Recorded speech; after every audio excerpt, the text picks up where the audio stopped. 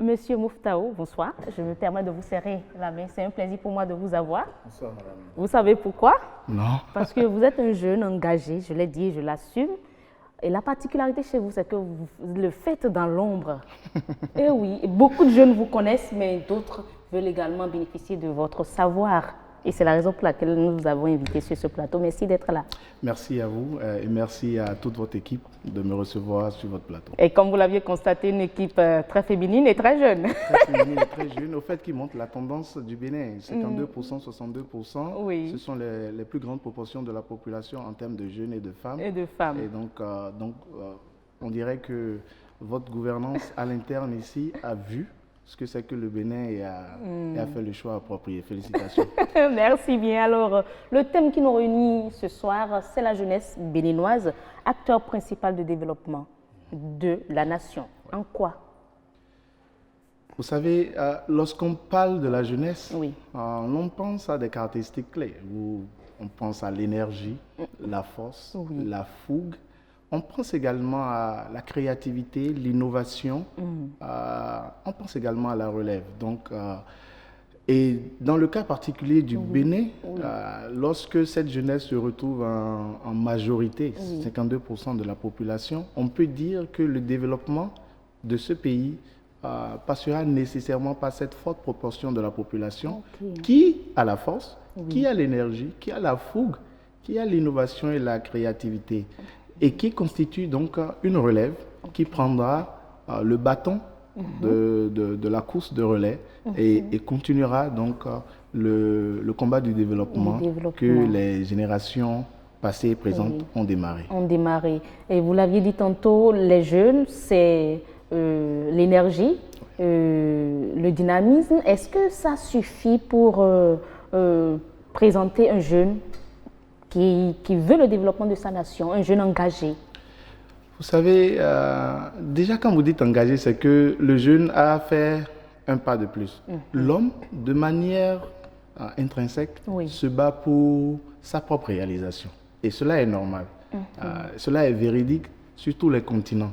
Donc lorsque l'homme dépasse cette étape de se battre simplement pour soi-même et ajoute l'intérêt pour la communauté, le bien-être de la communauté, là on parle déjà d'une personne qui s'engage pour sa communauté, pour le bien-être social. Et lorsque des jeunes veulent s'impliquer dans ce sens, c'est déjà très bien parce que ça veut dire que la matière est là, la matière avec laquelle il faut travailler. Cependant, il faudra peut-être aider ces jeunes, les guider, les orienter, les éduquer, les former, afin que tous ces talents, toutes ces compétences, tout ce désir qui les anime, puissent être utilisés de la manière appropriée pour amorcer la pente du développement qui a déjà démarré avec ce que les autres générations ont fait. Donc, quand je prends la jeunesse béninoise, je sais que cette jeunesse est engagée. Je voulais d'ailleurs vous poser la question, comment qualifiez-vous la jeunesse béninoise dont vous faites partie, dont je fais partie? Sentez-vous l'engagement au niveau de la jeunesse béninoise? Honnêtement, je vois des jeunes engagés dans la jeunesse béninoise. Pas parce que vous êtes face à l'écran. Non, parce que ce n'est pas encore dans la grande proportion que nous souhaitons. La masse critique que nous souhaitons avoir pour pouvoir s'assurer que la grande proportion que les jeunes représentent influe et influence le développement du Bénin, nous n'avons peut-être pas encore atteint cette masse critique.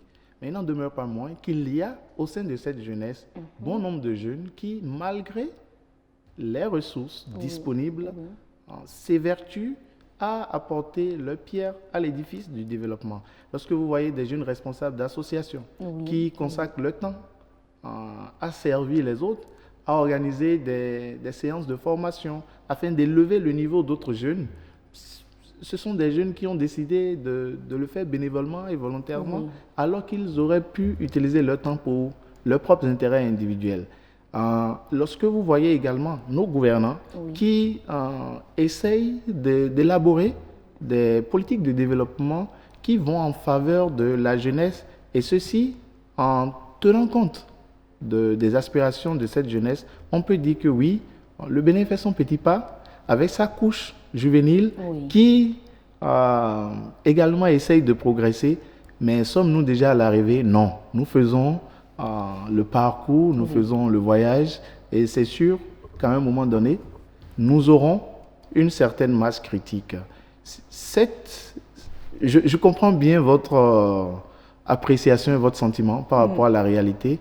Et justement, cela a fait objet de recherche pour moi depuis 2 ans. Et l'on constate effectivement que beaucoup de jeunes ne s'impliquent pas dans l'élaboration des politiques publiques. Beaucoup de jeunes ne s'impliquent pas dans la gouvernance. Ceux qui le font, ce sont ceux qui ont le rêve après de devenir politiciens, de devenir des leaders. Et ça marche. Est-ce que ces jeunes-là même savent qu'ils doivent s'impliquer déjà dans la réalisation des politiques publiques? Non. Vous touchez un point crucial.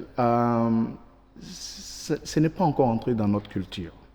Il faut dire que lorsqu'un enfant est au cours primaire, en train de suivre l'éducation, on ne lui enseigne pas, bien sûr, il y a l'éducation civique, mais on ne lui enseigne pas encore le rôle du citoyen dans l'élaboration des politiques de développement. Par exemple, là, que le citoyen peut saisir son conseil municipal, la mairie, et notifier ou signaler quelque chose qui ne va pas dans le quartier. Je ne l'ai jamais fait, il faut l'avouer. Oui. Je ne l'ai jamais fait, mais je le sais. et beaucoup de jeunes ne l'ont pas fait. En fait, je fais cette interrogation un peu partout où je passe et je discute avec les jeunes. Je dis, combien de personnes ici avons-nous qui ont participé à une réunion du conseil municipal? Généralement, personne. Alors je pose la question, mais combien de personnes ont juste écrit une lettre à leur maire ou à leur CA ou à leur délégué pour dire, CA parlant de chef d'arrondissement, écoutez, monsieur le délégué, monsieur le chef d'arrondissement, il y a un trou sur cette voie et cela peut causer des torts au public. Très peu. Alors, actuellement? Très peu. Ah bon? Oui. Et c'est cette éducation que nous pouvons donner en complément déjà à ce que notre jeunesse a pour amener cette jeunesse engagée et cette jeunesse qui observe à comprendre le rôle que les jeunes peuvent jouer pour accompagner le développement. Vous savez, lorsque j'ai dit ça la dernière fois, un jeune m'a dit, mais écoutez, si j'envoie et que personne ne répond, j'ai dit oui, mais vous savez, c'est dans la persévérance qu'on a le résultat. J'enseigne aux jeunes avec qui je travaille, si vous envoyez 20 fois, ils ne répondent pas, puisque chaque fois que vous envoyez une lettre, prenez l'accusé de réception. Si vous avez 20 fois, ils ne le font pas, faites-le encore. Tout ça constitue des preuves que vous pourriez utiliser un jour. Mais j'ai la conviction qu'aucun fonctionnaire, qu'aucun gouvernant qui reçoit autant de correspondance ne restera insensible à l'appel de ce citoyen. Et donc, si les citoyens ne commençaient pas à jouer ce rôle, de volontairement s'impliquer, allez savoir, ok, monsieur le maire, et le budget de notre commune, ça consiste en quoi? Qu'est-ce que vous allez faire? Nous pouvons poser la question. Oui, nous pouvons le faire. Et il y a un jeune il fait partie du corps des jeunes volontaires de l'UAC, de l'Université d'Abomey-Calavi. Quand il m'a entendu dire ça, il est allé dans une commune du plateau et il m'a écrit la dernière fois, il dit, vous savez, j'ai posé la question, ils m'ont répondu. Et d'ailleurs même, la mairie lui a demandé s'il pouvait animer une formation à l'endroit des jeunes de leur commune. C'est dire que, en fait, les gouvernants ont besoin de cet accompagnement des citoyens. Mais nous avons souvent cette fausse notion qu'il faut laisser le gouvernant là faire tout et nous devons jouir des résultats et nous critiquons, nous jugeons. Oui, c'est vrai. Et mon leitmotiv désormais depuis quelques années, c'est je ne veux pas critiquer, je vais agir. Que ce soit le leitmotiv de tous les jeunes, ne pas critiquer mais agir. Ou si on va critiquer, avant de le faire, se poser la question, qu'est-ce que j'ai fait dans le sens de l'amélioration? C'est normal, les critiques objectives font partie de ce qui améliore le bien-être commun. Mais avant de le faire, il faut se poser la question de savoir quelle est ma part, qu'est-ce que j'ai fait pour faire avancer les choses. Concrètement, comment les jeunes doivent agir? Quelles sont les actions concrètes, je dirais, parce que les actions, il y en a tellement. Mais quelles sont les actions concrètes que nous, jeunes, nous devons mener pour réellement contribuer au développement de la nation? Je pense déjà que la jeunesse doit développer cette culture et l'habitude d'aller vers les autorités. De manière professionnelle, en observant les règles de l'administration. Saisir les autorités par écrit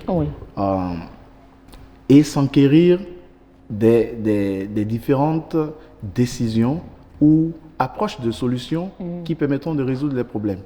Lorsque ces jeunes ont la réponse, ils ou elles peuvent maintenant faire leurs propres analyses, apporter leur contribution et soumettre.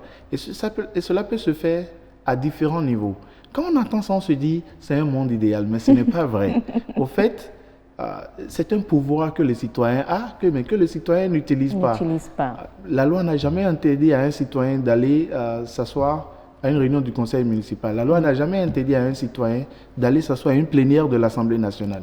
Mais très peu le font. La loi n'a jamais interdit à un citoyen d'écrire ou de saisir ou d'appeler son représentant à l'Assemblée nationale pour lui dire « J'aimerais que telle loi comporte tel article à cause de ce que nous vivons dans cette communauté. » Et les jeunes doivent pouvoir faire ce lobbying. La même chose avec le ministre, le président de la République. Et lorsque un jeune le fait et que la masse critique dont je parle le fera, les gouvernants n'auront pas d'autre choix que de prendre en compte ce que la jeunesse dit. Donc là, si je comprends bien, l'implication du jeune doit déjà être au niveau de la communauté à la base déjà, au niveau local, voilà. Oui, et à toutes les échelles. Au niveau local, au niveau central également. J'invite les jeunes à s'impliquer non pas seulement au niveau local, mais également partout. Vous savez, ici, à BB24, si quelque chose ne va pas, le staff a le choix entre se plaindre, en critiquant, en parlant, mais ne rien faire, ou aller voir les autorités et dire « ceci ne va pas, nous souhaitons que vous fassiez quelque chose ». Et le dire verbalement, ou le consigner par écrit avec une preuve, et observer, et pouvoir proposer des solutions, et observer si ces solutions sont prises en compte, et revenir à la charge pour dire « tel jour nous vous avions saisi, nous avions fait telle proposition, nous n'avions rien constaté après 2 mois. Nous revenons à la charge. » Il y a plusieurs approches qui peuvent être utilisées et que nous n'avons pas encore utilisées. D'accord. Je sais souvent que de plus en plus de jeunes s'investissent dans les actions communautaires. On les voit pour organiser des séances de nettoyage, d'assainissement de leur localité et tout. Et bon, on se dit, OK, mais parfois, c'est pour postuler à telle chose, à des grants ou que l'ambassade ou les États-Unis ou en tout cas les Nations Unies ou les organismes internationaux lancent souvent. C'est comme si c'est juste pour ça, pour ce retour-là qu'ils auront, mais pas pour cet engagement-là citoyen, engagement civique. C'est le constat que vous faites aussi? Oui, vous avez raison que lorsqu'on fait la recherche, on constate en majorité que beaucoup de jeunes font les actions citoyennes parce qu'il y a quelque chose que l'on attend de manière individuelle en retour, non pas nécessairement pour l'objectif du bien-être communautaire. Alors, à ces jeunes, vous savez, on ne peut pas interdire à un être humain de se battre pour sa propre réalisation. Donc, on peut les comprendre. Et si on arrive à avoir 2 résultats en une seule action, ce qu'on peut encourager, c'est les amener à comprendre que oui, cette action que tu fais, essaye non seulement de te focaliser sur toi-même. Dites-le-leur dans cette caméra. cette action, je le dirai bientôt, mais prends en compte nécessairement ce que la communauté veut. Vous savez, actuellement dans mon quartier, il y a une expérience que nous avions démarrée, et c'est difficile, il faut le dire. Nous avions rapidement. Oui, très rapidement. Nous avions fait une campagne de nettoyage de toute la rue, et ça, c'est sans soutien de qui que ce soit. Mais il faut avouer que la mairie de Cotonou a envoyé les ramasseurs pour prendre les ordures. Alors, j'ai dit à mon équipe, vous savez ce que nous allons faire? Nous allons recruter une personne par maison, tout au long de la rue, dans chaque maison, et tous les samedis matins, de 6h30 à 7h30, chacune de ces personnes va sortir, balayer devant sa maison jusqu'au milieu de la rue. L'autre aussi fera jusqu'au milieu de la rue.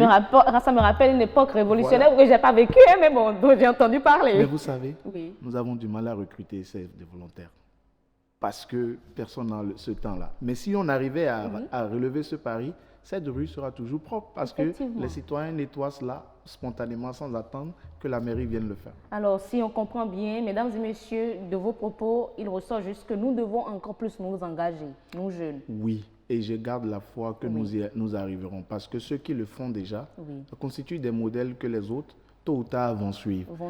Donc, vous savez, le bien va toujours prendre le dessus sur le mal, effectivement. Tôt ou tard. Merci à vous, Romaric Mouftaou. Vous êtes jeune engagé dans l'ombre, qui travaille dans l'ombre, mais spécialiste des politiques publiques. Avec vous, on a parlé de l'engagement des jeunes. Aujourd'hui, la jeunesse béninoise est acteur principal du développement de la nation. Prenons-en conscience, chers jeunes, chers frères, chères sœurs.